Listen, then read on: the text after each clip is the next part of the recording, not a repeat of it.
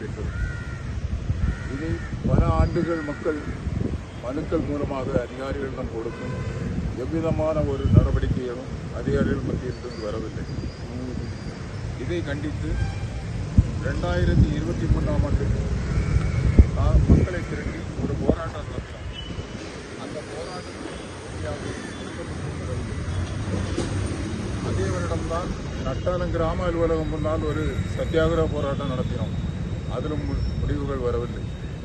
அதன் பின்னர் தான் 2024ஆம் ஆண்டு சென்னை உயர்நீதிமன்ற மதுரை கிளையில் இந்த கோரியை மக்களுக்கு இடையூறாக இருக்கக்கூடிய இந்த கோரியை எப்படியாவது இழுத்து மூட வேண்டும், அதனுடைய பக்கத்தில் இருக்கக்கூடிய கிரஷர் அதையும் இழுத்து மூட வேண்டும் என்று வழக்கு தொடுத்தோம்.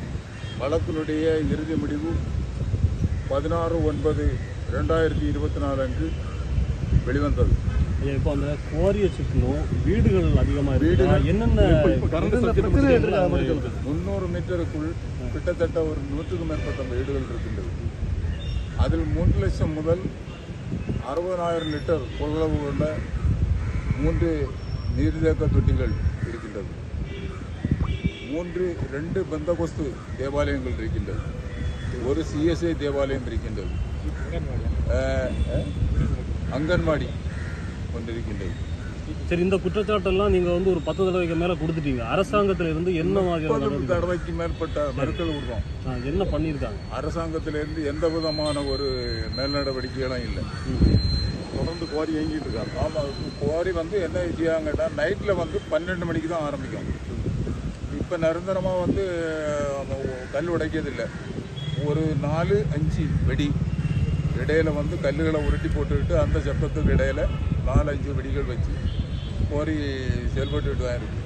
ஆனால் வந்து அரசனுடைய பார்வைக்கும் அதிகாரிகளுடைய பார்வைக்கும் கோரி செயல்படாத அளவுக்கு அவங்க இது பண்ணியிருக்காங்க. அரசையும் மாவட்ட நிர்வாகத்தையும் ஏமாற்றி நடக்குது. ஆமாம். ஆனால் அது வந்து நடவடிக்கைகள் எடுத்து கோரியையும் பிரஷரையும் யாரை ஏமாற்றி பண்ணிட்டு இருக்காங்க? யாரை ஏமாற்றி பண்ணிட்டு இருக்காங்க? மக்களையும் அரசையும் அரசு அதிகாரிகளையும். அரசியல் தலையீடுகள் இருக்கலாம், அதில் அந்த சந்தேகம். காரணம், நம்முடைய மாவட்டத்தில் உள்ள மனோதங்கராஜ் அமைச்சரிடம் இது பற்றி முதலாக நான் மனு கொடுத்தேன். எந்த விதமான நடவடிக்கையும் இல்லை. ஆகவே அரசியல் தலையீடு இருப்பதாக நம்புகின்றேன். உங்க பேர்? என் பேர் பால்ராஜ்.